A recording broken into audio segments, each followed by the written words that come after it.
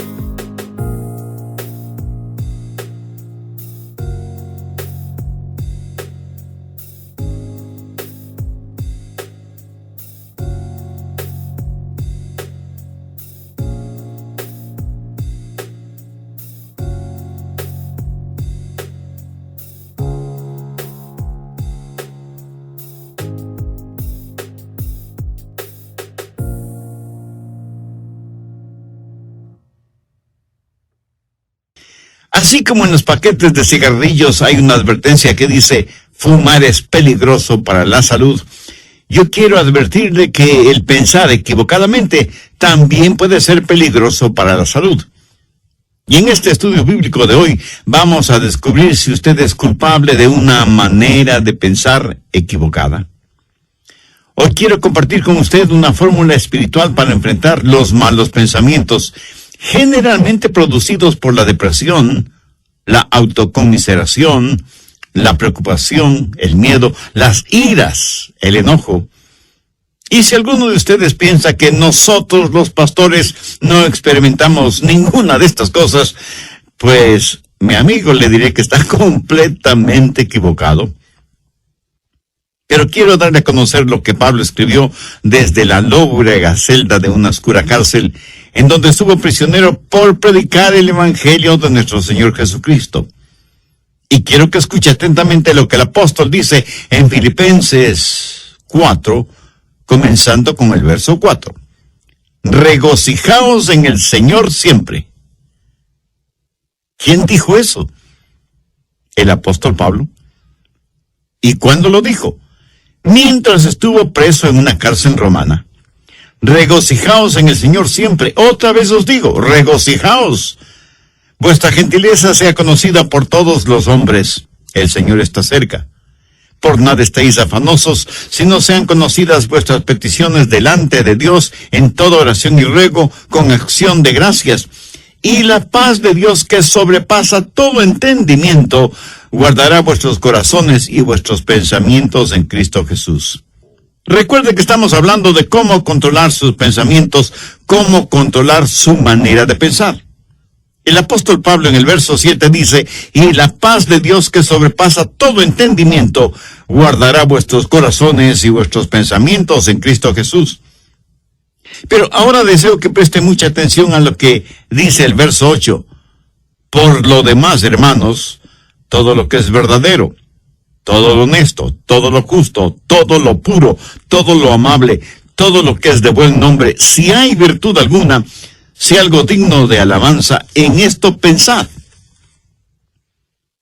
La Biblia dice que un hombre es lo que piensa. Por lo tanto, ¿cómo proteger sus pensamientos? cómo resguardar su manera de pensar de la influencia de los pensamientos impuros y pecaminosos que prevalecen en nuestro mundo actual. Una persona no salva es una persona que tiene una mente ciega. El Dios de este mundo ha cegado la mente de los incrédulos. Por naturaleza todos tenemos lo que la Biblia llama una mente carnal, y mientras tenemos esa mente carnal, estamos en guerra contra Dios. Así que para controlar nuestros pensamientos y nuestra manera de pensar, ¿qué es lo primero que debe suceder? Pues que nuestra mente carnal sea convertida. Pero escúcheme, aún una mente convertida puede ser corrompida. Pablo les dijo a los filipenses que estaba preocupado porque Satanás podía sutilmente corromper sus mentes de las sencillas enseñanzas del Evangelio del Señor Jesucristo. Y ciertamente Satanás puede venir y seducirnos. Una mente cristiana puede ser seducida y alejada de las verdades bíblicas. El diablo puede construir fortalezas en los corazones y mentes de los creyentes. Por eso, una mente que ha sido corrompida debe ser reconquistada. Debemos recuperar el terreno perdido. Escúcheme, una mente corrompida que ha sido reconquistada tiene que ser controlada por Cristo. El Señor debe estar a cargo de nuestra mente y debemos aprender a escoger nuestros pensamientos, así como escogemos a nuestros amigos. Si es que tuviéramos el suficiente sentido común de escoger solo buenos amigos. Debemos tener ciertos parámetros para saber la clase de pensamientos que debemos admitir en nuestra mente y aquellos que debemos desecharlos en forma absoluta. Pero Pablo, cuando está listo para hablar de estos parámetros, primero presenta un contexto como base fundamental de lo que va a hablar. Y al preparar el escenario, Pablo habla de tres cosas. Primero, usted debe encontrar su gozo en el Señor. Note que en el verso 4 él no dice, regocijaos siempre. Hubiera sido una verdadera tontería si solo decía eso. Pero no es ninguna tontería cuando dice, regocijaos en el Señor siempre. O sea, les está diciendo a los filipenses que el verdadero gozo solo lo encontrarán en el Señor Jesucristo. Esto pone en evidencia que cada creyente que controla su manera de pensar tendrá un gozo, un regocijo consciente, continuo, conspicuo y contagioso, porque ese gozo está fundamentado, anclado en el Señor Jesucristo. Permítame compartir con usted algo muy personal. Yo procuro tener siempre mi mente ocupada, aún en tiempo de descanso o de vacación, porque una mente ociosa es el mejor taller del diablo. Y he descubierto el secreto de la fortaleza. Es el gozo del Señor. Él es mi fortaleza. Y eso no es solo una frase bonita, ni parte de alguna canción espiritual preferida. Es la realidad. El Señor es mi fortaleza.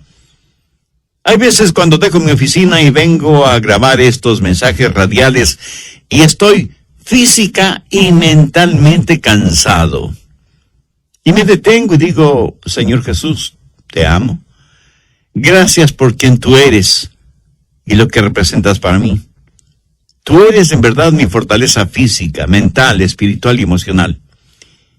Y casi de inmediato siento el poder y la fortaleza que inunda mi cuerpo y sé, sin la menor sombra de duda, que el Señor es mi fortaleza. Y por eso me regocijo siempre en el Señor. Por favor, busque Juan 15:11. Estas cosas os he hablado para que mi gozo esté en vosotros y vuestro gozo sea cumplido. De paso, quiero decir que el gozo en Jesús es el único gozo que permanece. Si su gozo depende de alguna otra persona o de alguna cosa, ese es un gozo pasajero que no permanece. Que alguien o algo puede quitárnoslo. Yo me alegro de que el gozo de Pablo no era porque estaba en libertad. Porque le hubiera sido completamente fácil decir que estaba gozoso si tenía libertad. Pero él dijo que tenía pleno gozo estando en la cárcel. Así que no tenga su gozo de las circunstancias. No pretende encontrar su gozo en las diversiones. No espere encontrar gozo genuino en los negocios. Ni se engañe creyendo que el verdadero gozo está en tener amigos, aunque sean buenos amigos. Tampoco el tener buena salud es fuente de gozo verdadero. Todas estas cosas que he mencionado le pueden proporcionar ciertas alegrías pasajeras, pero nunca un gozo genuino y verdadero. El único manantial de gozo profundo y permanente es el Señor Jesucristo. Regocijaos en el Señor siempre. Otra vez digo, regocijaos. Segundo, recuerde que Dios siempre está cerca. Reconozca la presencia de Dios continuamente. Pablo en el verso 5 de Filipenses 4 dice, vuestra gentileza sea conocida de todos los hombres, el Señor está cerca.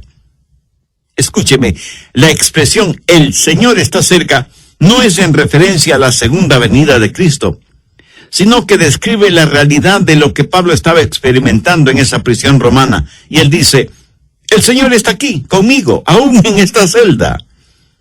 En Juan 14:16, el Señor Jesús dijo, y yo rogaré al Padre, y os dará otro consolador, para que esté con vosotros para siempre.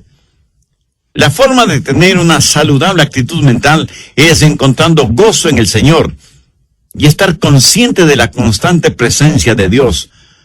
Cuando usted hace esto, lo maravilloso es que Jesús le ayuda a llevar sus problemas.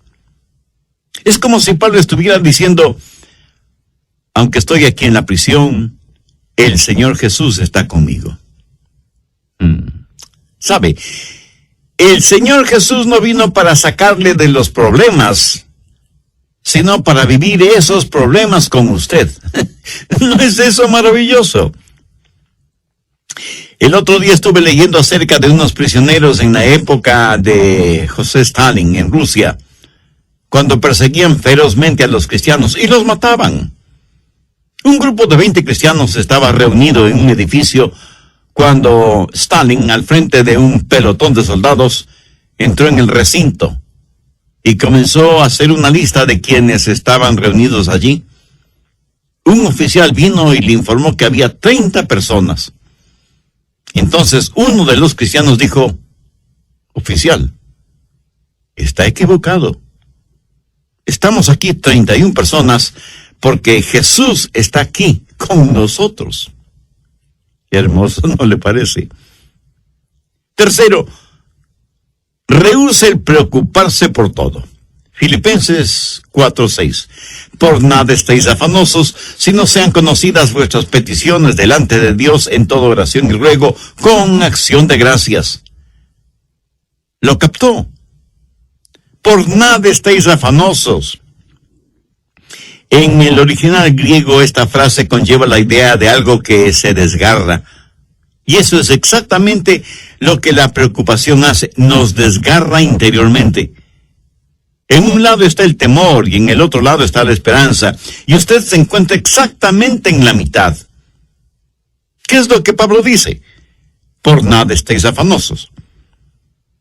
En varias de sus enseñanzas, el Señor Jesucristo dejó muy claro que no valía la pena el vivir lleno de preocupaciones. Con las preocupaciones, nadie ha podido añadir ni un solo centímetro a su estatura, ni ha podido solucionar algún problema, o disminuir una carga, o secar una lágrima. La preocupación, mi amigo, no tiene ningún valor y además es una gran pérdida de tiempo. Consume nuestras energías. La preocupación no sirve absolutamente para nada. La preocupación no quita la incertidumbre del mañana, pero sí succiona la energía de hoy. Y cubre con sus oscuras nubes el brillo del sol de hoy. Jesús dijo que son los paganos los que se preocupan desmedidamente por todo. Y que nosotros como hijos e hijas de Dios no debemos ser como ellos porque Dios cuida de nosotros.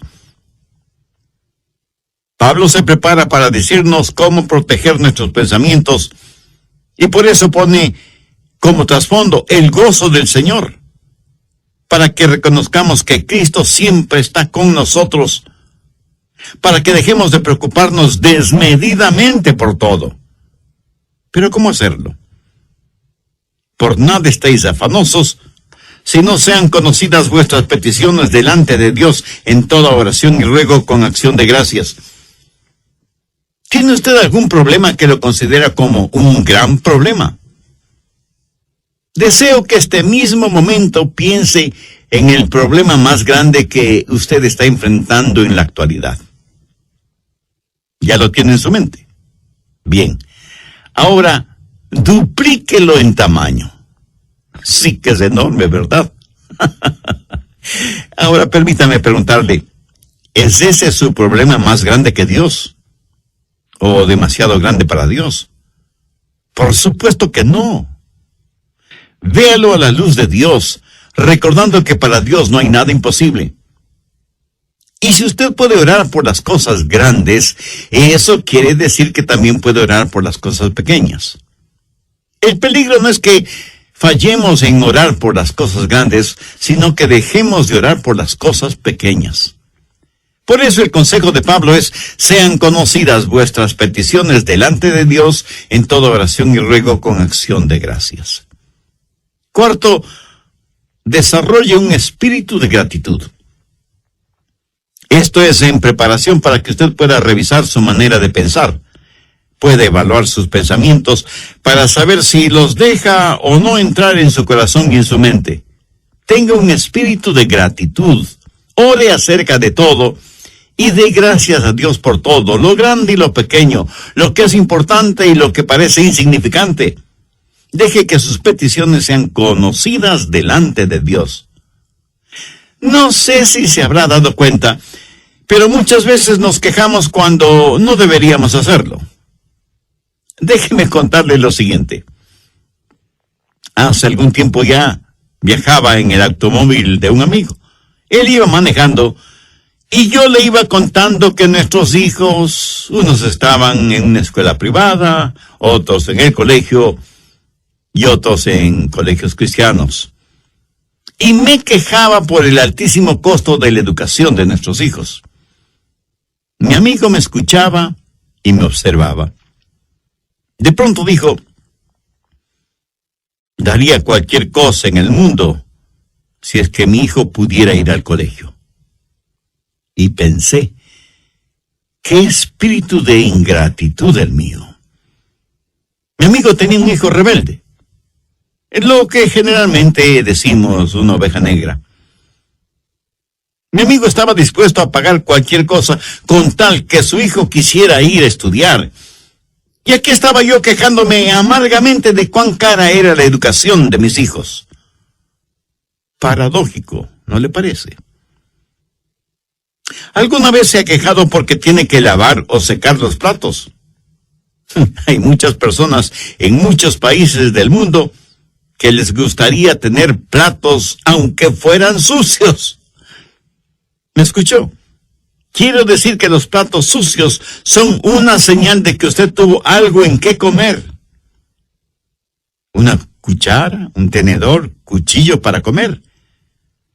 Mi amigo, hay millones de personas que usan sus manos, sus dedos para comer y ni siquiera tienen agua para lavarlas después. Hay que saber cultivar un espíritu de genuina gratitud hacia Dios. Ahora, todo esto no es más que el escenario para saber cómo controlar sus pensamientos. Es como el estar en un aeropuerto y pasar por los controles de seguridad que tienen sensores para detectar cualquier objeto que pudiera considerarse peligroso o algunas sustancias prohibidas que algunas personas tratan de pasar de contrabando. Los servicios de seguridad en los aeropuertos no permitirán que usted se embarque en un avión llevando esas cosas prohibidas. El apóstol Pablo presenta una especie de lista en el verso 8 y quiero que ponga mucha atención a su contenido. Por lo demás, hermanos, todo lo que es verdadero, todo lo honesto, todo lo justo, todo lo bueno, todo lo puro, todo lo amable, todo lo que es de buen nombre, el 4 al 8. De esta porción bíblica hemos visto ya 3 cosas fundamentales. Primero, usted debe encontrar su gozo en el Señor. Note que en el verso 4 Pablo no dice regocijaos siempre. Hubiera sido una verdadera tontería si solo decía eso. Pero no es ninguna tontería cuando dice regocijaos en el Señor siempre. O sea, les está diciendo a los filipenses que el verdadero gozo solo lo encontrarán en el Señor Jesucristo. Esto pone en evidencia que cada creyente que controla su manera de pensar tendrá un gozo, un regocijo consciente, continuo, conspicuo y contagioso, porque ese gozo está fundamentado, anclado en el Señor Jesucristo. Segundo, recuerde que Dios siempre está cerca. Reconozca la presencia de Dios continuamente. Pablo en el verso 5 de Filipenses 4 dice, vuestra gentileza sea conocida de todos los hombres, el Señor está cerca. Y la expresión el Señor está cerca no es en referencia a la segunda venida de Cristo, sino que describe la realidad de lo que Pablo estaba experimentando en esa prisión romana y dice, el Señor está aquí conmigo, aún en esta celda. En Juan 14:16, el Señor Jesús dijo, y yo rogaré al Padre y os dará otro consolador, para que esté con vosotros para siempre. Tercero, rehúse el preocuparse por todo. Filipenses 4:6. Por nada estéis afanosos, sino sean conocidas vuestras peticiones delante de Dios en toda oración y ruego con acción de gracias. ¿Lo captó? Por nada estéis afanosos. En el original griego esta frase conlleva la idea de algo que se desgarra. Y eso es exactamente lo que la preocupación hace, nos desgarra interiormente. En un lado está el temor y en el otro lado está la esperanza. Y usted se encuentra exactamente en la mitad. ¿Qué es lo que Pablo dice? Por nada estéis afanosos. Cuarto, desarrolle un espíritu de gratitud. Tengo un espíritu de gratitud. Ore acerca de todo y de gracias a Dios por todo, lo grande y lo pequeño, lo que es importante y lo que parece insignificante. Deje que sus peticiones sean conocidas delante de Dios. El apóstol Pablo presenta una especie de lista en el verso 8 y quiero que ponga atención a su contenido. Por lo demás, hermanos, todo lo que es verdadero, todo lo honesto, todo lo justo, todo lo bueno, todo lo amable, todo lo que es de buen nombre, si hay virtud alguna, si algo digno de alabanza, en esto pensad. Bien, ahora quiero que note algunas cosas muy importantes. Primero, la prueba de la dependencia o confianza. Aquí debemos hacernos algunas preguntas. ¿Es verdadero? ¿Puedo confiar en eso? ¿Puedo depender de eso? Todo lo que es verdadero. ¿Sabe que vivimos en una generación que no pregunta si algo es verdadero? La pregunta importante en nuestros días es, ¿trabaja? ¿Da resultado? No deje que ninguna cosa prohibida penetre en los recintos de su mente y que cómodamente se instale allí. No la absorba en su corazón, ni la haga parte de su filosofía de la vida. Si algo no es genuino, verdadero, no permita que sea parte de su forma de pensar. Evalúelo todo de acuerdo a la Biblia, que es la fuente primordial de la verdad. Segundo, la prueba del respeto. Pablo dice, todo lo que es verdadero, todo lo honesto. Y aquí la palabra honesto literalmente significa honorable. Hace referencia a cosas que son honorables, honrosas. ¿Permite usted que cosas deshonrosas se acumulen en su mente? Guarda mentalmente cosas que no son dignas de su respeto. Cosas que no son dignas de que usted invierta su tiempo en ellas. Algunas cosas no son malas porque son viles. Son malas porque son necias, tontas, estúpidas, cosas que no valen la pena. Tercero, la prueba de las riquezas. Todo lo justo. ¿Sabía que la palabra justo en este versículo significa recto, derecho, lo cual es lo opuesto a torcido? Entonces, ¿qué significa esto? Significa que usted no debe dejar que ningún pensamiento torcido, deformado, penetre en su mente. Piensa en la periferia de nuestros pensamientos. El apóstol también hace mención a todo lo puro, y puro significa algo que está libre de cualquier contaminación, algo libre de manchas o suciedad. Esto en referencia a objetos o animales. ¿Es esto lo suficientemente puro como para ser usado en la adoración a Dios? ¿Es esto lo suficientemente puro como para ser ofrecido a Dios? Estas preguntas nos llevan al siguiente punto. Cuarto, la prueba de la reverencia. Todo lo que es puro. ¿Es esto algo de lo cual no me avergüenzo de ofrecérselo a Dios?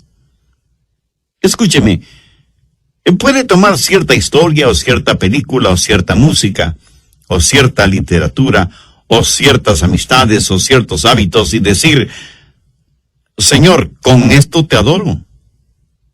Estoy seguro que alguien me dirá, Pastor, ¿no estamos supuestos a adorar a Dios con todas las cosas? Mi amigo, si piensa así, está tremendamente equivocado, porque la verdad es que debemos adorar a Dios con todas las cosas. Por favor, busque 1 Corintios 10:31. Si pues coméis o bebéis o hacéis otra cosa, hacedlo todo para la gloria de Dios. Ahora piense por un momento.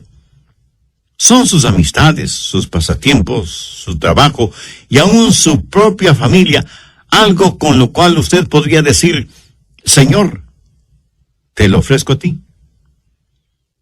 Hace algún tiempo estuve en una conferencia bíblica en otra ciudad y tuve la oportunidad de ver la cadena de montañas conocida como Montañas Azules.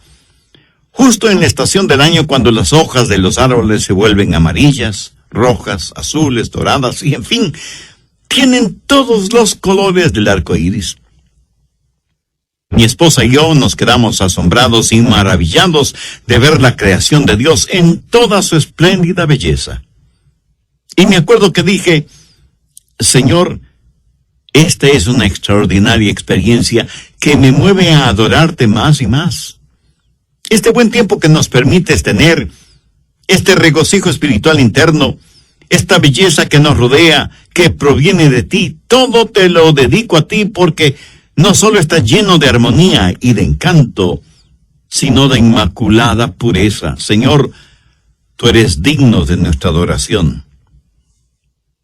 Amigo, escúcheme. Si cualquier cosa que usted hace no pasa la prueba de la reverencia, o sea, no es algo que pueda ofrecerle a Dios, no se atreva a insultar a Dios presentándosela. Si cualquier relación personal o actividad o recreación o negocios o lo que sea no tiene el distintivo de reverencia hacia Dios, ni siquiera lo piense. Quinto, la prueba de la relación. Pablo continúa diciendo, todo lo que es de buen nombre. En el original griego, esta frase literalmente dice, aquellas personas o cosas que causan que se las ame. ¿Qué es lo que causa que usted ame? Si piensa en aquello que causa que usted critique injustamente, o que provoca división entre otras personas, eso es erróneo, negativo, malo. Todo lo que es de buen nombre tiene la connotación de ser guiados hacia el amor. Lo que piensa le guía hacia el amor.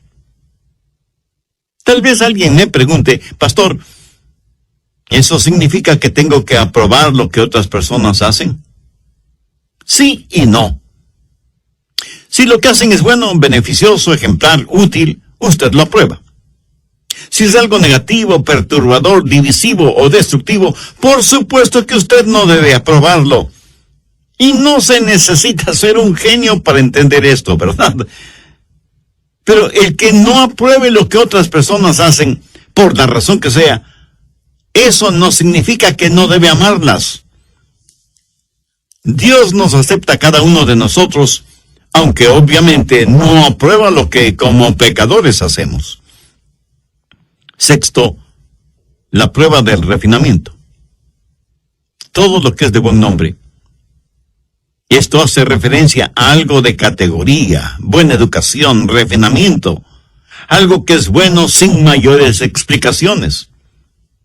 Verá, en todas partes del mundo y en todos los niveles sociales hay personas chismosas. Permítame decirle con genuina tristeza que la iglesia no es una excepción. Yo creo que el chisme es una especie de enfermedad que causa la pérdida de la memoria. Hasta ahora no he conocido a ninguna persona chismosa que admitiera ser chismosa. Por lo general, una persona chismosa comienza de la siguiente manera. Bueno, usted me conoce, que no son de buen nombre, relacionadas con otras personas. La gente usa sus oídos como tarros de basura y luego se sorprenden de que los demás siempre estén botando basura verbal en sus oídos.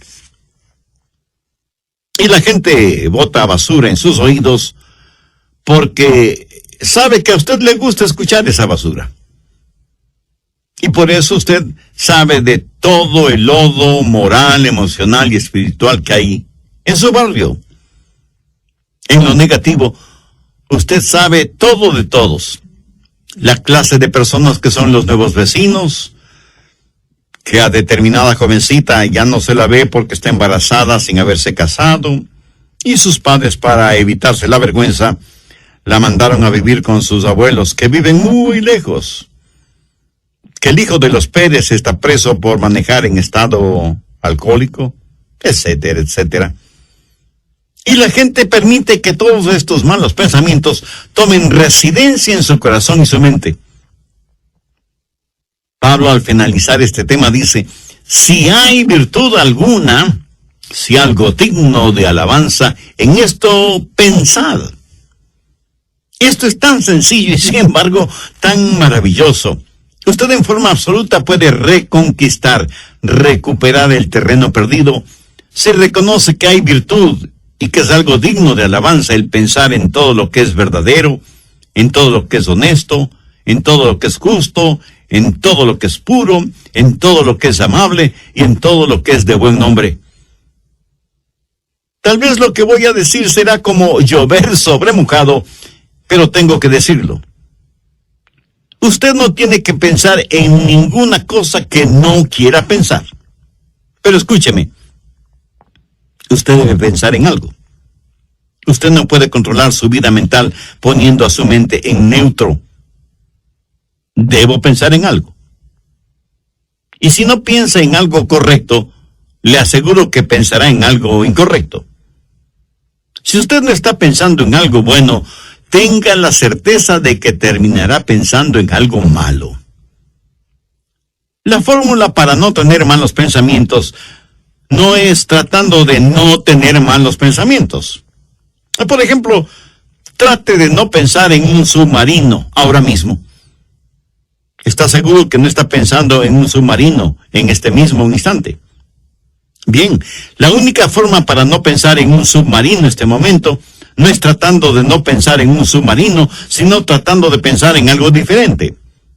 Y las personas que están tratando de no pensar en un submarino, están pensando en el submarino acerca del cual tratan de no pensar. Qué interesante, ¿verdad? El apóstol Pablo, escribiendo a los hermanos, a la iglesia en Roma, les dijo, no seáis vencidos de lo malo, sino vence con el bien el mal.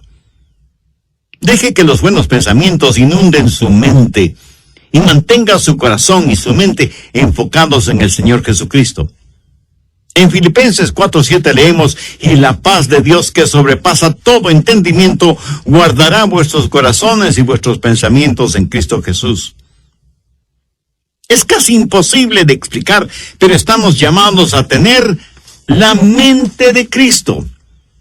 Por lo tanto, debemos aprender a tener los pensamientos de Dios en Cristo y utilizar la normativa que Pablo nos da en Filipenses 4 como punto de seguridad por donde deben pasar todos los pensamientos antes de que tomen residencia en nuestros corazones y mentes. y sea agradecido con Dios por su preciosa palabra. Debemos orar para que nos ayude a mantener nuestros pensamientos, nuestras mentes, nuestros corazones bajo la sangre de Cristo. Entre quienes me escuchan en este mismo momento, ¿habrá alguien que quiera entregar su corazón al Señor Jesucristo? Alguien que quiera ser salvo, independientemente de la edad que tenga o del nivel social o financiero al que pertenezca.